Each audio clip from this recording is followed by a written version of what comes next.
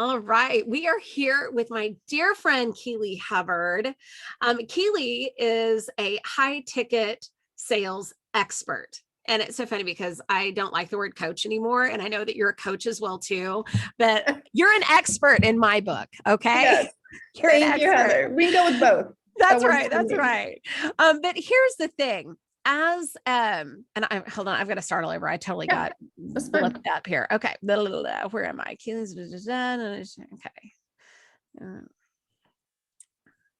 Okay. Okay. Okay. Here we go. All right. We are here with my dear friend, Keeley Hubbard. She is a high ticket sales expert, even though her Instagram bio says coach. Yes, she's a coach as well, but she's really a sales expert. And, Keeley is the girl who has been with me through the highs and lows of this entrepreneurial life, which is a total show in and of itself, right? Mm-hmm. It is. Oh my God. It's a roller coaster, but we have fun. We do have fun. We have a lot of fun. And Keeley is part of my girl gang group that I text her when I'm like, today is the day I'm going to quit. And it's awful and terrible. And I hate my life. And why did I do this? And she always lifts me up and makes me feel like I'm not worth quitting. So that's you're not, girl. People need you. People need you. But it is a reality though. I mean, this roller coaster life cycle of an entrepreneur is it's crazy.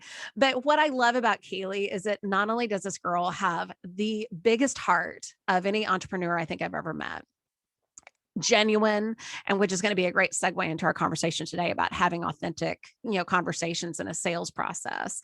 But this girl is pure fire when it comes to knocking it out of the park when it comes to sales. Okay. So this girl has scaled a business from 40 million in revenue to 220 million in 3.5 years. Did I get that right? Yeah, it was a wild ride. Holy cow. You've coached countless professionals on how to scale their businesses by establishing a relationship-focused sales process, which is what we're going to dive into today. So anyway, how does she do it? She doesn't go in for the kill immediately when it comes to having that sales process with a new client. She has those genuine and authentic conversations, and we're going to talk about it. So Keeley, thank you so much for joining me today. I'm just so freaking honored to have you here. I'm honored to be here, Heather. Thank you. You were talking about the entrepreneurial life, and I feel like if you're not having a breakdown at least once a week, you're not doing it right. At least once a week? How about at least multiple times a day? Yes. Holy. Yeah. Okay. So I want everybody to get their notepad out because this show is full of gold and you're not going to want to miss a beat. So we're going to kick things off. Keeley had a post on Instagram a month or so ago, and it was a quote that I actually saved. And it says, small talk doesn't earn trust or build relationships. Honesty does. And I love that so much. I mean, it is so you. And this is your quote as well, too. But so many people freaking hate small talk. They hate it. I mean, I think that's what exhausts me about going to networking events, too, is that I can only talk about my horrible round of golf so much. And then I'm like, all right, I'm out. I want to talk about real stuff, And again, that's why I love you. And that's why we connected right off the bat, is because we just went straight in, into real authentic conversations within the first 10 minutes of us meeting each other.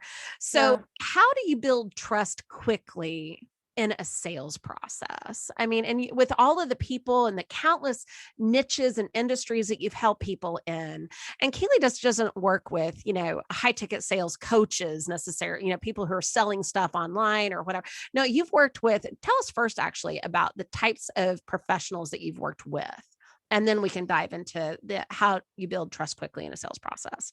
Yeah, when I was VP of sales and running a multi-million-dollar international organization, that was in the financial education space. So I've been in the financial world for a very long time. I've coached an online financial education company after I left there. I've worked with women in cybersecurity sales. I've worked with realtors. I've worked with life coaches. Anybody that has to have a conversation to close a deal, that's my wheelhouse. So tell me then, how do you build trust quickly in a sales process? Well, you mentioned, Heather, that people hate small talk. People hate sales in general. It's got such a negative connotation. And So people avoid it like the plague. And if you're a business owner, it's your lifeline to your business. If you don't talk about what you do, you're not going to have a business. But a lot of people don't know, like, how do I approach the conversation and not come across like pushy, aggressive? And so we've been programmed to believe that building rapport is having these conversations and trying to find something in common with people off the bat. Like, oh, you have a dog. I have a dog. What kind of dog do you have? You play golf. I love to play golf. Right. You have a middle name. I've got a middle, just silly stuff. Right. And we think that if we're friendly enough and we can get people, we can find something in common, that we've built rapport and now we've earned the right to pitch our product, which is so far from the truth. And that's what turns people off about sales. And you being a disc expert, Heather, and knowing personality types, know that more than half the population hates small talk anyways. Right. They hate it. It repels them. And it's like, the minute that you start having that small talk conversation, I mean, their brain, they're thinking about how they're going to check out of there as quickly as possible. Yes, absolutely. And even for someone like me, so I'm an I on the disc, and an I is an influencer type. Now I have strong D tendencies as well too. And so, very dominant. I want my information quickly. I'm results focused and oriented and that kind of thing. But, I do like to kind of, the small talk just kind of grosses me out as well too. And I'm an influencer type. So you would think that I would be all about having, chit chat, small talk or whatever. And I'm really not. And, so I'm also curious too, and this might be another good question to ask into the mix is, how are you able to assess who you're talking to and how they're going to receive that information? Because you're right. I mean, the sales process, it's the lifeline of any business. And so in order to be able to really connect and have those rich, meaningful conversations with people that you want buying your stuff, how do you connect quickly with people who are not necessarily your personality type? Yeah, I'll give you two different scenarios that you're probably going to run into a lot if you're a business owner. The first one is if you're networking, right? A networking event, talking to strangers, the best thing that you can do to build rapport with somebody quickly is to ask them questions all about themselves. And it's not this small talk stuff about where are you from and all that. It's, what brought you here? Who are you trying to meet? What do you do? How long have you been in that business? What gets you excited about it? What's your long-term vision? We've all met somebody at a party that we leave a party and we're like, man, I really like that guy. I really like that girl, but we don't know one thing about them. And the reason we like them is because they let us talk about our favorite subject the whole time, which is us, right? We love to talk about ourselves. So true. So getting people to open up in a networking event and a conversation and finding out what they do, they will inevitably ask you, well, what is it that you do? And absolutely. The way that you talk about what you do is getting them to take their walls down and being transparent about it. Well, I'm a sales expert. I work with people that are, have to have a conversation to close a deal. What I do isn't the perfect fit for everybody, but here's the challenges that my clients are typically dealing with. And that phrase of what I do isn't the perfect fit for everybody is what disarms them and gets them comfortable. Yeah. So, it is just so fascinating. I go to countless networking events, and especially now that COVID is lifted, I met more, it feels like. And it is really interesting for me to see, especially when I go to a networking event with my husband, how many people will talk to him, but not ask me any meaningful questions, but when I'm by myself, they will, which is really fascinating, I think. But even some of the questions that people will ask, it's so visceral. It's, so what do you do? How long have you lived here? That kind of thing. And the questions that I always end up asking are, God, what lights you up? Like, what do you love about what you do? What do you hate about what you do? I think getting people to talk about the polar opposites really helps you as the salesperson, business person. I mean, I don't care if you're an attorney, plastic surgeon, or a realtor. You have to figure out, okay, what's the best thing that's going on with this person? What's the worst thing that's going on with this person? And what makes sense for me to kind of hone in on, so to speak. Does that make sense? Yeah. Like what is working? Absolutely. What is or is not working for you? And it's just, just asking those questions. And I think that's a big takeaway that people can take away on this episode today too, is what specifically are the questions that you can ask? Because some people don't know. They don't know what questions to ask, Yeah. So what specifically are, give us a few questions. Mine were, what's the best thing? Mhm. What lights you up about what you do? What, what do you hate? What are Yeah. some of the questions that you find yourself asking people?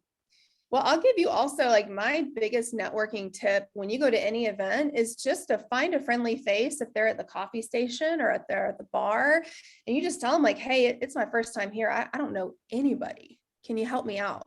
And when you're less okay than they are, they will rescue you. It's the psychology, right? It's this reciprocity. Like they're going to rescue you. Like, hey, well, let me introduce you to somebody, or what brought you here? And it opens up the dialogue and the conversation. But I always want to find out what brought them here. Like, who are they trying to meet? Because that will very quickly give me an idea. Are they my ideal client or not? Yeah. For what brought them to that event. And Yeah. those are some of my favorite questions. But, really it's what's your long-term vision, for that? Like you mentioned, what do you love about it? What do you feel like is missing in your business? And they will open up to you. I mean, you just keep asking questions. People will talk about themselves forever. Oh yeah, they They'll will. eventually ask you about what you do. There was Yeah. a second scenario I was going to give you on just how to get people how to build trust very quickly. Let's say you're not at a networking event, but you're on your very first phone call with a potential client who's reached out to you and wants to talk about what you do and needs your help, or maybe it's a face-to-face meeting. We naturally want to jump straight into, here's how I can help you. Here's all the people I've helped in the past. And the problem is, just like with small talk, when you jump straight to it, people put their walls up because you're triggering them. You look like every other salesperson out there. So the very first step of my sales process that I've taught for years has always been to disarm somebody. And what it means to disarm them is a simple statement like, Heather, we'll sit down and, chat for the next 45 minutes. I've got a lot of questions just so I can better understand your world and what you're hoping to accomplish. And, at the end of this, we may have a great meeting, but you might just decide it's not the right fit for whatever reason. Are you going to be okay telling me that? And I want to get them to say no, like very, very quickly up front in the conversation, because now their walls are down because they don't think I'm going to pressure them or push them into something. Right. At the same time, you get the chance to tell them like, are you okay if I let you know that maybe I'm not the right fit based on what you're hoping to accomplish? Yeah. And automatically, like you have trust because they see like, wow, she's not trying to sell everybody. She's trying to make sure it's the right fit. And I think business owners go into these conversations with that mindset, but they don't verbalize it. And people can't read your mind. You have to verbalize it. You have to. No one has a stinking crystal ball. I say that all the time. And y'all, that was a pure gold tip right there, is to go in and, disarming people right off the bat. Having them say no as quickly as possible allows you the opportunity to go, okay, you're not my person, and I need to go on to the next person, kind of a thing. Right. Yeah. But again, you don't know unless you ask. I'm a huge fan of that. So, when you're having these conversations, I know that you talk a lot about, having honesty, being honest straight up from the very beginning. So what does honesty actually look like? What does it mean in a conversation? And what are the questions that you ask? What we're talking about, the disarming, piece of this, but what does honesty actually mean in a conversation? I love that question. Honesty means that they truly know and feel like you have their best interest at heart because you're asking the tough questions. There was a time when I was coaching my sales teams, and one of my salespeople, we'll call him that, he was never really an A player. He's always kind of a B player. We knew he'd never run full speed, but he did okay, and he was worth keeping on the team. And I remember he lost a really big sale, like a $60,000 sale, and which for him would be 15-20% of his monthly revenue. And I asked him what happened. He said, well, I didn't feel like I had earned the right to ask that question yet. And to me, that's where it really hit me. I'm like, okay, he's got a need for approval where he cares more about his prospect liking him than he does about really truly serving them. And there's tough questions you have to ask in conversations. And in this case, it was, for him, how in the world are you going to make time for this? His potential client was an ER physician and also wanted to learn how to trade the financial markets. And the big red flag is there's like, how are you going to make time for this? Right. But he didn't want to ask that question because he didn't want to rock the boat. And I truly believe your job as a business owner, when you truly want to serve clients, your job is to rock the boat gently and have the tough conversations about, If the spouse isn't on board, well, why not? And what's going on? And how Yeah. can we work on that together? Yeah. If it's not the right time in their life, having that conversation versus ignoring it and hoping that it's not going to kill the deal later on, it will blow up the deal every single time if you don't talk about it. Oh yeah, 100%. This is a good segue too into the DISC. So I know that I talk a lot about the DISC profile. It's a personality assessment. So I know a lot of people who are not familiar with DISC, they may have heard of Enneagram, they may have heard of Myers-Briggs, the colors testing. I mean, all of that, it kind of is in that same realm, if you will. But the DISC, what I do with my private clients is that I take them through a DISC profile assessment and I walk them through what their communication type is, what their best communication type is, and how their perfect client has the assessment profile that you get is so thorough and detailed, and it shows you exactly, if you're trying to communicate to an I personality or a C personality or whatever, here are the words, here are the things that you need to be saying in order to make that communication translate, so to speak. And I just find that it is so helpful because so many people think that the best way that they communicate is how they want to be communicated to, not how necessarily the perfect client will want to be communicated to. So I'm curious, do you have any examples of clients, people that you've sold to before in the past, where it's been a really good learning moment of you were selling a certain way, but you should have done it a different way for that message to land? Tell me about it.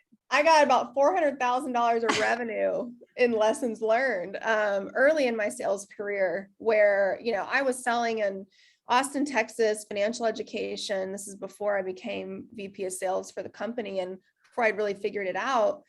And I could not close this engineer personality to save my life. The people that were super analytical, the C, right, on a DISC profile, but super analytical, detail oriented, had a ton of questions. And I convinced myself that they don't buy things. They just waste my time. So they wear you out. Yeah. And if you're in Austin, Texas, there's a lot of engineers. There's a lot. Losing a lot of money in revenue because of this. So I hired a sales coach. He helped me bridge the gap. But what I quickly learned was that I was getting in the way of the sale because my personality is like, I don't want the details, bottom line me. Bottom line it. If I like it, I'll make a decision. I make decisions very quickly. And I was assuming that that was also how my prospective clients were making decisions. I'm like, why do they care about this stupid little detail? This is what I'm thinking in my head, right? Like, why does that even matter? This is what you need to do. And I kept trying to direct them over here, and they would never make a decision because I was not giving them the information that they needed to avoid triggering their biggest fear, which their biggest fear is making a mistake.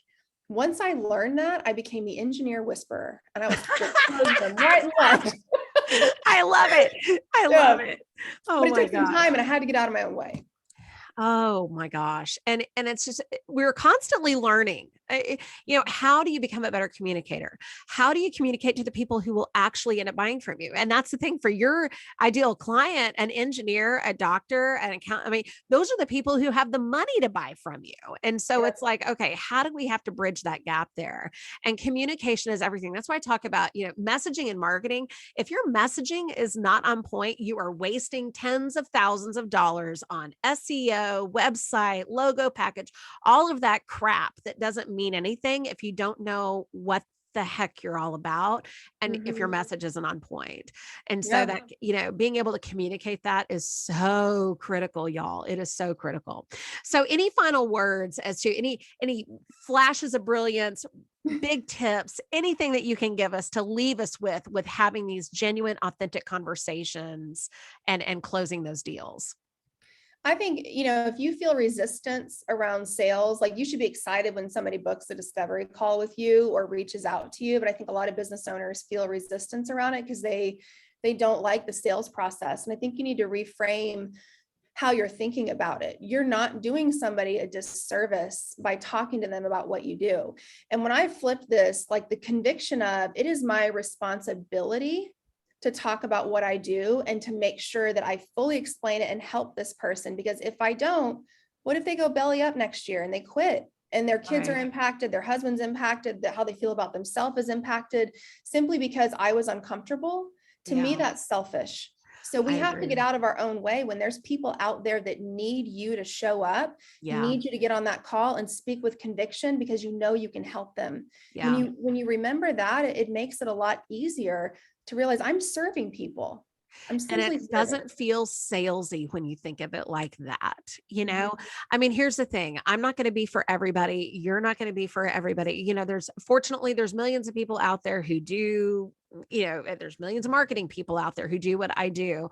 But what I do is very different. And I love to freaking talk about it. And if you're interested, because here's the thing. I mean, when it comes to DISC, when it comes to understanding who you're going to be communicating to, you really do have to know this or you will waste money. You will waste so Mhm. much money. You'll be so deflated. You'll feel like you just need to pack up your bags and go home. And how is that serving you? And so, yeah, Right. same thing. It's like, I've got words to share and it will help you. And that's, but I was in the same boat. I felt like so many years ago, okay, well, if I try to sell somebody on this, I'm using air quotes, sell Mhm. someone, that just didn't feel good to me. But what does feel good is to share information. So I Yeah, it's love, like I you're a love flipping the truth script. teller. I'm a You're a truth marketing truth teller. I'm a truth teller. Yeah. Anyway, so we're going to close this out by telling me, okay, final question. What are you on the DISC profile? And share with us your letter and briefly give a brief description as to what that is and what has been a benefit of being that personality type and what has been, let's say, the growth moment of that personality type as well. I am primarily a D, which stands for dominant. It's actually the smallest percentage of the population. So essentially what that means is you can kind of be an a-hole if you don't learn how to manage that aspect of your personality. But it's, I want things like get to the point. I hate instruction manuals. I can't stand it when people talk in circles, like bottom line it for me, because that's my mindset. And it's an advantage because I'm able to make decisions very quickly. And when I make a decision, I stick with it. I don't waver. I don't Yeah. question it. Right. So I'm very sure of myself. But the downside of that is obviously, no, everybody doesn't work like that. I have another business with my father, an investing business, and he is an engineer. So he loves the details and we got to talk through it. And I've learned that I have better relationships in my life, not just in business, but in my life with my family, with my friends, when I learn how to speak other people's language and not be, I got to be Mufasa, Lion King, right? I Yeah. was Scar for a long time. The scary black haired lion, really aggressive. And I got to learn how to be more like Mufasa. So that's been my biggest takeaway in business is realizing I'm the smallest percentage and I got to get out of my own way and learn how to communicate with other people. Yeah. Yeah. Don't we all? Don't we all? Okay. So Keeley, how can people find you? What platform are you on the most? I'm primarily on Instagram. So it's just my name, Keeley Hubbard. It's Keeley Hubbard. And yeah, I'd love for you to come follow me. I post lots of fun sales stuff. I try to make sales fun because it should be. Oh yeah, absolutely. And she does a phenomenal job. You need to stop what you're doing and follow her right now. So, Keeley, anything coming up in your business that you want to share about or anything that you would like people to know? You know what? I am soon launching something very exciting. So I would say just Okay. follow me on Instagram. You'll hear And about you'll it. find all about it. All Yes. right. Thank you so much for joining me here today. I appreciate your time. You're a gem, Heather. Thank you for having me. Love you, girl. Love you.